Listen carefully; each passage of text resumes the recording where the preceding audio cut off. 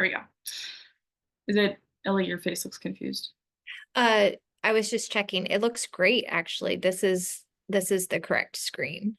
Perfect. Alrighty. Okay, so today I am going to be sharing on pathological demand avoidance or persistent drive for autonomy, what it is, and how to provide PDA affirming support.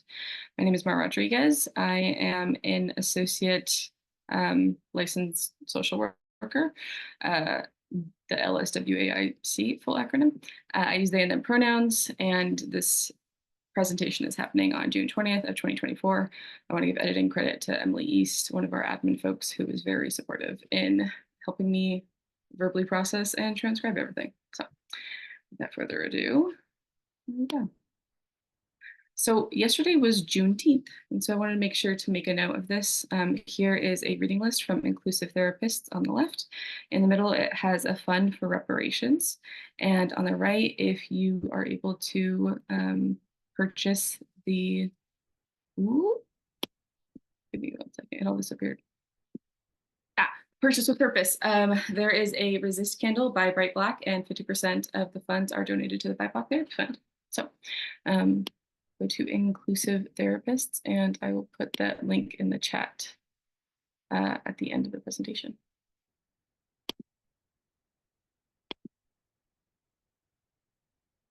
Okay. So this is my background. This is where I'm coming from. I think it's important to name the lens with which I have so that you can understand the biases that I am coming into this with. So I am later in life diagnosed neurodivergent, and I do not identify as a PDA-er. I'm a child of an immigrant. I am Latino and white presenting with white privilege. I identify as non-binary, queer, and able-bodied. I'm also a small fat person, and I have a little citation there, and you can look that up later if that's kind of a new concept for you.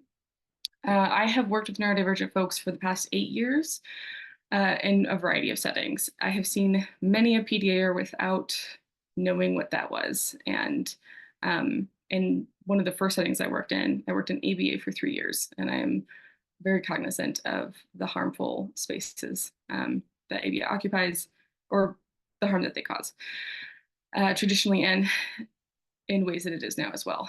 And so I name that because as we think about behaviorism and behaviorism approaches, I've been there, I've tried that, and it doesn't work for this and for a lot of things. And so I gave it up for holistic and nuanced care of neurodiverse humans, and I went to get my MSW in clinical social work. I have community mental health experience as well as this private group practice experience, turning into a nonprofit.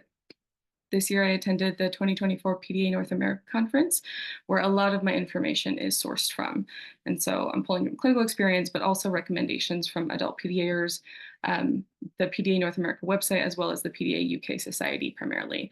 And I really like to supplement information with anecdotal lived experience. I think that it can be undervalued sometimes, but if we can learn from the folks that are experiencing it, rather than a peer-reviewed paper, I think that's pretty valuable. So my therapeutic approach generally tends to be more attachment-based with polyvagal influences as well as like somatic regulation. I come from the perspective that all behavior is communication. I utilize child-led play therapy informed techniques and kind of utilize a collaborative and proactive solution approach.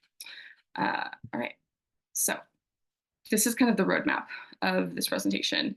So I'm going to be talking about the history and the importance of PDA awareness, what it is and how it shows up, PDA and escalation and what that can look like, assessment and recognizing PDA, and then strategies and practical adaptations.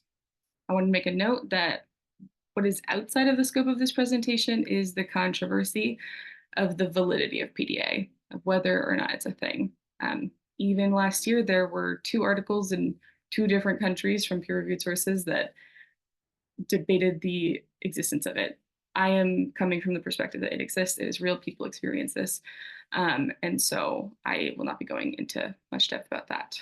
And so another thing outside of the scope of this presentation, though it is incredibly important to have specific school-based supports for PDA kids, that is an entirely different presentation filled with so much content that as I tried to include it in here, there was just not enough time. Okay. A brief history of PDA. So the main thing that I kind of want to illustrate with this is that the first time it was ever even kind of noted or coined was in the 1980s in the UK by Elizabeth Newson. And so our knowledge of PDA is still in its infancy, our awareness of it. So sometimes, like the use of the words that I have even on the slide could be outdated um, if you're watching this beyond 2024. There is still a lot of knowledge that is coming from PDA adults of their experiences, and it is not yet codified into the diagnostic and statistical manual of mental disorders. So we are still learning a lot. All right. Another note, so PDA and intersectionality. I have a couple of quotes pulled from the CDC and some other things, but I wanted to make a note that my citations will be at the end and they will be more to come. It was a barrier for me to include them as I was going, so you will get them when the follow-up to this is sent out to everybody with updated sources. So the first piece is that prior to 2016, the percentage of children identified as being autistic by 8 years of age, it was higher among white children than among Black or Hispanic children.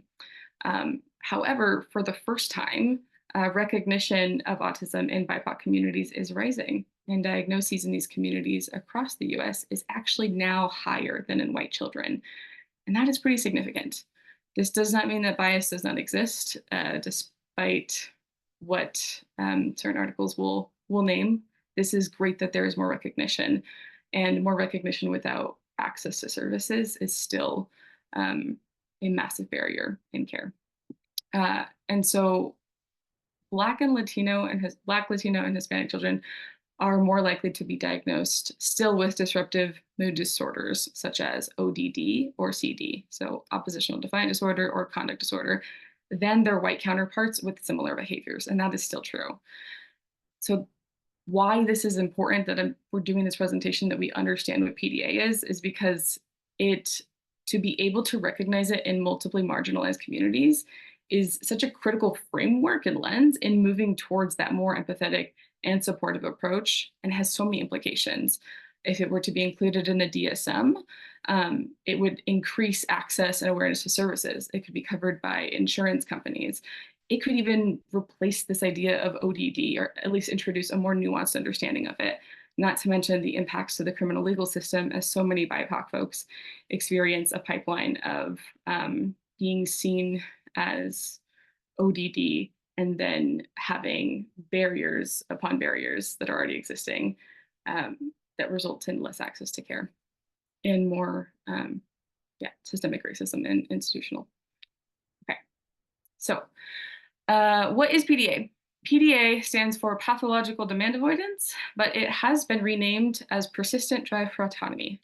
Now, when I first read the word pathological demand avoidance, I was very put off. That is the definition of pathologizing.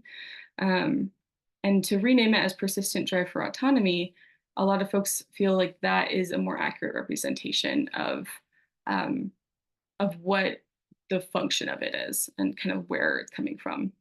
But I wanted to make a note that some PDAs do still prefer the pathological demand avoidance perspective because it gives a great insight into it is a can't and not a won't. So I just wanted to name that as well. PDA is an anxiety-driven profile of autism. It is not a standalone diagnosis. So autism can exist without PDA. PDA, as we know it right now, does not exist separate from autism. I like the lens of it being seen as a nervous system disability with a heightened and sensitized flight, fight, freeze, fawn response. And it becomes especially activated at the presence of actual or perceived demands. I'll get more into that in the next slide. And so, like autism, another note is that PDA is a spectrum, and not a spectrum from low to high, as we've kind of thrown that out already, but a spectrum in almost like a matrix way. Like it can be present in some areas of your life in ways that it looks is different for each person. So this is trying to gather the general characteristics and understanding of it while, again, still in its infancy, and different folks have different experiences. All right. Okay. So, what are demands? The thing is, it could be anything. Um, Demands could be anything from internal demands, like a hunger or a thirst cue, literally the I need to use the restroom, and because I need to use the restroom and I am losing autonomy of deciding when I go because my body is demanding that I go, that can elicit a panic response. So if we see it through the lens of an anxiety driven profile, then we can see what comes from folks and responses as a panic. And so even the internal demand of a cue uh, is very, very activating, which is what is differentiating it from other anxiety disorders. The element of uncertainty, not knowing when things are going to happen. If you have something that is kind of somewhat due in the future, that might be more of a scheduled event, but the uncertainty of what something will look like, maybe even in a new space, that feels often like a loss of control. And that can really, really hike up a PDA's nervous system. The next thing is praise. Uh, this is something that a lot of folks don't necessarily recognize as like how could it be bad to be like, wow, you did a really great job in picking up your toys, or wow, like you did this really hard thing. That's so awesome. Value laden praise coming from somebody else about a behavior of a PDAer can feel like a demand to reinforce it, to continue to do it.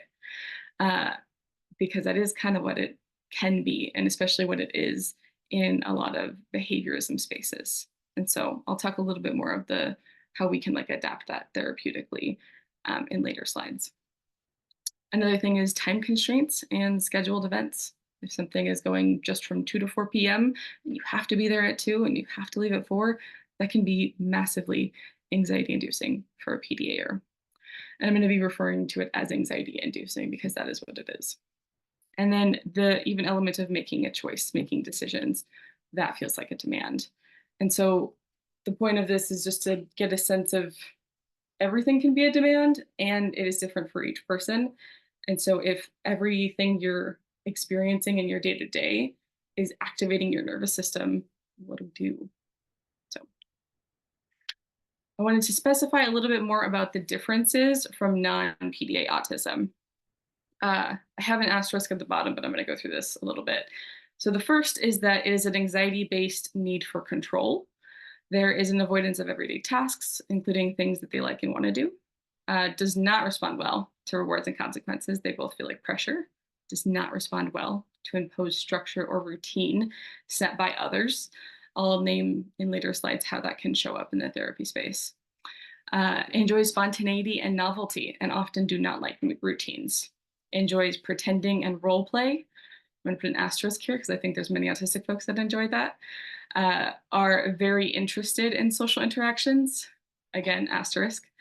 Obsessive behavior, often focused on other people. Using social strategies as part of the avoidance. This can look more like deflection of like humor or like fibbing, and makes eye contact. So my asterisks on pretty much most of this is the reason I am including these informations as differences from non-PDA autism is not because I necessarily even think that autistic folks don't enjoy the latter parts of the asterisks, but because when you are going through the diagnostic process, it is riddled with ableism. And so to get a diagnosis for autism, uh, if you do any of these things, it's like, couldn't be autistic. You can make eye contact. A lot of folks have had that experience and understand that. And so I named these specifically because it is what can actually be even a barrier in being recognized as being a PDA if you can do these things. So the last piece there is PDA is not ODD or a conduct disorder. Again, a profile of autism. I'm also doing my best to speed through because I have a lot of content. You're always welcome to put questions in the chat and I will answer them at the end. All right. So there are two kind of known escalation types at this point. One of them is externalized, what folks tend to think of as PDA. It involves externalizing behaviors when there is that loss of autonomy, right? A demand is placed, go and do this thing, turn in this paper by this time. It can look, excuse me, such as like verbal outbursts, physical aggression, property destruction, screaming or yelling. Some folks have utilized language like equalizing behavior because the point of when the escalation is so high is if you're trying to regain control of the situation, then you will try to do things to level it out, to feel like you have more control in that situation. And so there's some of those deflection strategies. In children, it often looks like just kind of a distraction, like, oh, let's go do all of these other things. I want to play in this way. Or some kids can be the class clown, or there can be some fibbing that happens. And so that's more of what it's more easy to recognize for a lot of folks if it's a more externalized escalation type. Whereas internalized escalation types can be quite difficult to identify because, well, to be honest, it's often less disruptive to other people. And so that typically is harder to notice. And if it is like, I'm going to put less disruptive in quotes, because from a family systems lens and perspective, and also just being in community, it is still disruptive if you are experiencing those things. It makes it hard to have connections with others. But in terms of identifying it, it looks more like a shut down and like a shut in. It comes often with high masking, and it can actually elicit a fawn or a freeze response to have more of an internalized PDA expression. There is more perfectionism, compliance, right? Again, with that fawn response, and a strong difficulty with struggling with self-advocacy. And so that is where folks more often tend to go nonverbal for PDAers that are internalizers. Okay, next slide. Take a drink of water. So this is an example of how it might escalate for somebody. And so this is a triangle, and you can see on the left-hand side that as you increase demands and as you increase anxiety, it reduces the tolerance of it and it kind of loses that control. And so if you are feeling really calm and able, right, maybe the demands are lower. Maybe your nervous system has lower arousal at that point. But as the demands increase, there's more maybe distraction or excuses of procrastination is what it can look like. And then it kind of escalates from there. The physical incapacitation, I'm withdrawing in. I have a really difficult time engaging in meaningful conversations. Then it can turn into taking control or complete compliance with a later breakdown, often known as like restraint collapse. And then once it kind of passes even all of these thresholds, it just goes into panic, it being your nervous system. And so that looks like I'm running away, aggression, shutting down, self-harming, agitation, and upset. So kind of engaging more with the fight, flight, and freeze. So I like this visual because it shows what happens as demands can increase, whether it is, again, like actual demands of somebody saying you must do a thing or an internal demand. And so because a lot of it is not, the demands can be anything, this escalation cycle can be very rapid. So a lot of the time we think of going from like a baseline into like the yellow zone having triggers and then you're in the red zone. Even for brains that are more developed in terms of like frontal lobe, executive functioning, emotion regulation, even if you're in your 20s, 30s, this escalation can still be in an instant. So that is also kind of another differentiator of how we think about folks' escalation cycle. So this is PDA in practice now. So I'll kind of get into some practical applications of how to work with PDAers. Okay, so in terms of assessment, there's actually no currently clinically rated instrument for identifying PDA, but these are the current tools. So I named that because Again, still in its infancy, but PDA assessment is part of an autism assessment. For the clients that I have worked with that are PDAers, even the psychologists that are diagnosing them will make a note of it. They will acknowledge it, but it will not be like a diagnosis in and of itself because it is not currently in the DSM.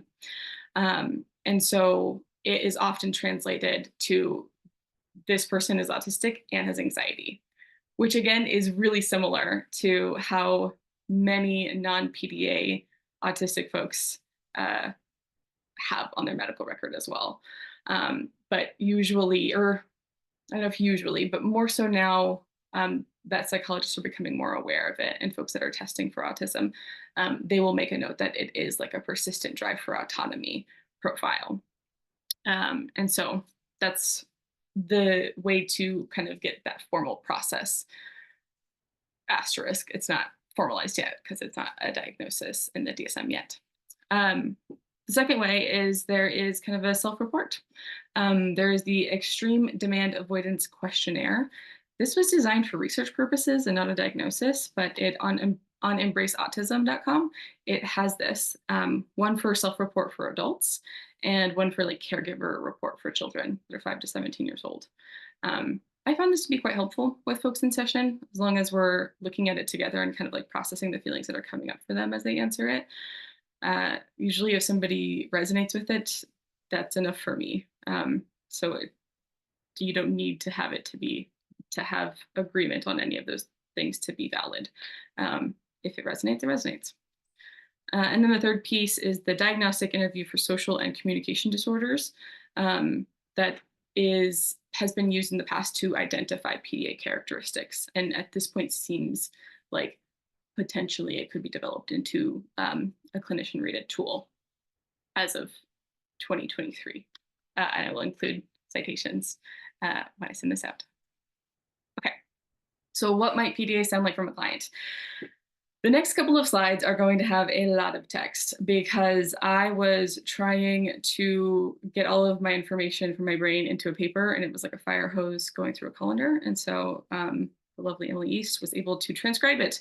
And so just typed it all out. So for folks that are like, so many words on a screen, I'm distracted, apologies. It can sound a lot like a lot of different ways from clients. One of them is just complete dread about doing a simple task. One example is we have a Buy Nothing group here in Seattle, and I've worked with folks that have gotten things for free on Buy Nothing, and they don't have anything else to do that day. They're really excited about it. They really want it, but they cannot bring themselves to go and pick it up, and they know they will lose it if they don't. So even the natural consequence of what will happen is not enough of like a motivator, which is often what is used in behaviorism. So again, if it was going to work, it would have. But that's kind of one of the examples.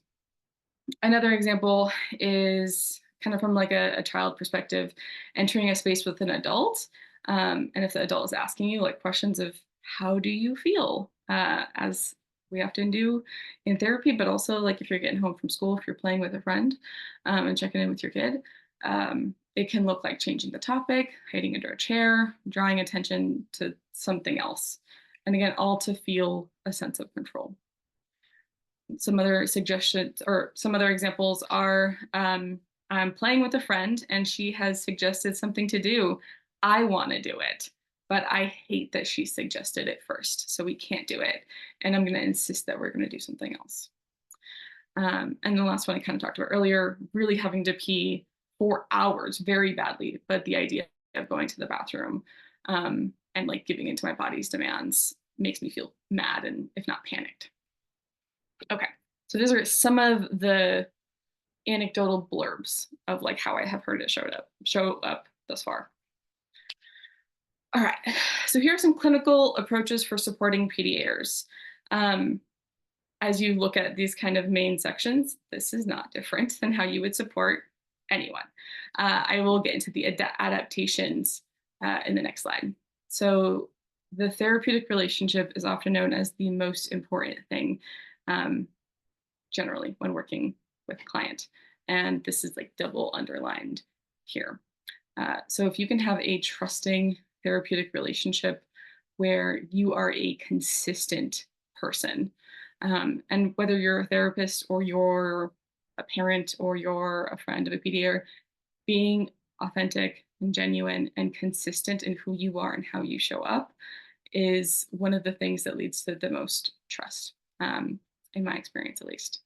And so that is also informed by having a trauma informed lens, um, having client led sessions, unconditional positive regard, utilizing declarative language rather than imperative language, non judgmental, and my strategies, high flexibility, and permit missing sessions. So I'll talk about that later.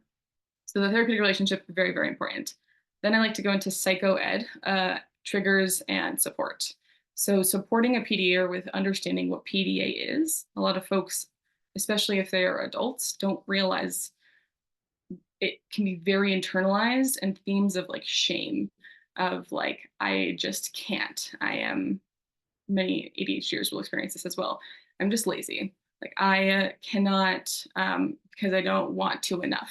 Right? They get their social scripts from generations before, and under a capitalistic system that really values productivity as worth, it can get very internalized for how we show up in the world. That is a different presentation though, so I will put that back in the box. Um, so I like to support folks in identifying what it is, and how anxiety feels in their body, really framing it as like this anxiety piece. And so a big element of that, as well as connecting with community and others. So to focus on centering autonomy, collaboration, sharing information and intentions, it's all from an attachment perspective. I'm looking at the time, so my words will come faster. Uh, Coping skills for managing and disguising demands that come up, such as I have to pee so badly, I want to, like, I can't, I'm going to go on TikTok while I go to the bathroom, and I'm going to distract my brain so that I can get that need met. Utilizing somatic work, and then also how to communicate their needs to the people in their life. That's a very important one. But I love focusing on sensory support and engaging in sensory regulation. So if we're viewing this as like a nervous system disability with a heightened fight, flight, freeze response, fawn response, then we need to focus on how we can support in regulating the nervous system itself. Polyvagal and attachment-based approaches have been really effective for my work with clients, whether they are adults or parents or children. And to be able to support somebody in knowing what kinds of vestibular input they may need to reduce that arousal, or proprioceptive input, I think is highly, highly valuable, because that also then supports, and many PDA adults identify, like, if I just knew how to manage my anxiety in those moments, I could have been more significantly engaged in the things that I wanted to. So I think this sensory support somatic work is the most important in that. And so the next slide is, how do we adapt our therapeutic practices? So common practice versus PDA considerations. Having a consistent therapeutic routine. We're like, okay, I always do this and this and this and this and this in sessions. It can actually be more difficult for a PDA. So I would encourage novelty and having it be very client-led versus clinician-led. Highly structured modalities like CBT and DBT to fidelity will cause a significant amount of distress. So having attachment-based nervous system focus and utilizing MI strategies with declarative language, I think could be a bit more helpful. Having a rigid missed session and late cancellation policy will is complicated because people have to make their living. And to be able to have a flexible late cancellation policy, offer reschedules if possible, it is so difficult to get out of the house when you are a PDA. So I think that this is maybe one of the most important ones. Collaborating with parents on boundaries with children is a common practice. A PDA consideration that I would note is that the word boundaries has associations in the PDA community that may prevent engagement. It is often filled with like shame and blame. If you don't have enough boundaries with your kid, therefore you're doing a bad job. So to understand that is important, because we need to have a compassionate approach, focusing on parent self-care, ensuring they have community support, while also understanding what they need and what their boundaries are. But it's almost like the B word. So I would just take note of that. And common practice is homework after sessions. I'm not saying to not have that, but a PDA consideration would be center autonomy in conversations of what homework outside of sessions look like, or just outside session work. Okay. So strategies for supporting PDA children, very similar to what I just mentioned with PDAers in general. The specificity here is parent support groups, I believe, are some of the most helpful spaces. Giving psychoeducation to parents about the PDA presentation, raw screen approaches, and their own coping strategies is important. School support is huge, and there is a whole training and a lot of information about it at the PDA North America website. So I would direct you there if you want more information. Declarative language and low demands. The use of declarative language to disguise demands versus imperative language is helpful, as well as when we think about low demands, what does an adult need versus a child need? What actually needs to get done versus like, how can we meet people where they are? And having a space for a child to say no is very important generally. So this next piece is co-regulation and sensory support. So the same thing as the other slide, but modeling coping strategies for kids by using role plays is particularly effective, as well as using role plays for emotion identification and problem solving, positioning kids as the teachers. One of the PDAers at the North America conference named that the only way that he learned math was by tutoring other kids in math in subjects he didn't know. And that was how he was able to learn. So utilizing that. Okay. This is like a specific tool that the PDA Society in the UK has come up with an acronym of PANDA. It is picking your battles, managing anxiety, negotiating and collaborating, disguising and managing demands, as well as adapting things. So to pick a battle, again, how important is it that you're wearing socks with these shoes? I think many neurodivergent folks already kind of understand that framing, but I would emphasize that explaining the reasons that something is important, like, hey, you want to go with no shoes and it's pouring rain outside. And I totally hear that. And like, how can we ensure that you still feel autonomy while also making sure you're safe? Anxiety management, again, we are treating behaviors as distress behaviors as panic attacks. So if we look at it through that lens, then we're supporting in that way. Negotiating and collaborating. Fairness and trust is quite central, and knowing your own nervous system and where it's at and regulating yourself is critical to be able to co-regulate and provide that support for other folks. Disguising and managing demands. I said things on that. And then adaptation. If you have kind of one way that you think it needs to go, I think that is a great opportunity to think of other ways that it could go, and plan Bs and plan Cs. Because if there's an opportunity to get into a power struggle, there is an opportunity to not get into that power struggle. Oh, just made it bigger. Okay, so this one is a note on PDA parents. I was verbally ranting at Emily as they typed all of this out, because I work with many PDA parents that live in a constant state of overwhelm. To one, have the parenting experience that you did not expect to have is difficult as it is, because it not only getting the advice from other professionals, from other peers of like how they did it and it is not working is so defeating. And so how can you, the work that a parent needs to do to be able to even get to a place to support their child is, one, you have to acknowledge that the way that you and your family are is just different, and you require a different approach. There's so much shame that can come up from there. There is so much exhaustion that I see with these parents. And so the last thing that they need is judgment from anybody. And that is the thing that they tend to get the most. So how can they reconcile their family values with these new needs? How do they support their child when it is a power struggle? All of the school choices of either unschooling or homeschooling, the mix of that, as well as like IEPs and battling out for 504s, creating sustainable systems in their family, navigating the disagreements that come up between parents and their values, as well as the siblings that are involved, and like how to provide that support. Not to mention the systemic racism and discrimination against the family and their children. Oftentimes, a lot of white families that have kids that miss school are like, okay, cool, tell us what you need. We'll try to follow up. However, if you are a Black family with especially a PDA and your kids refusing to go to school, that is an entirely different force that happens. And it is just not given, it is not given that grace and lens.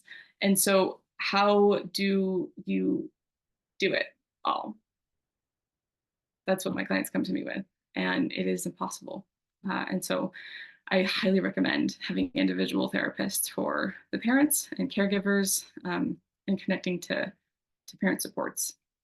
I'm naming this because I think it's important that we see where folks are coming from and understanding it. So I'm a little more disorganized in this one and more verbal ranty about it, because I think it's very important that we understand.